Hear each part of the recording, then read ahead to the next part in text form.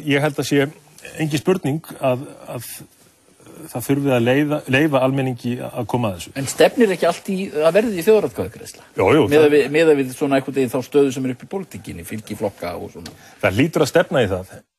Ég alveg til í að hafa kosningum þetta strax eftir kosningar, ef það það sem menn vilja og ná saman það. Á stóru fundi á Nordeka Hotel fyrir einhverju vikum síðan, það verið 500-600 manns á þeim fundi, þá sagði Bjarni Benediktsson nákvæmlega útlistaði hvað þetta þýddi. Það þýddi það að þessum viðræðum verður hætt, þar að segja við erum ekki að halda áfram þessu aðlögunarferli, en síðan verður, og hann nefndi sérstaklega á fyrrihluta kjörtímabilsins, mundi fara fram slík þjóðaratkvæðagreiðsla.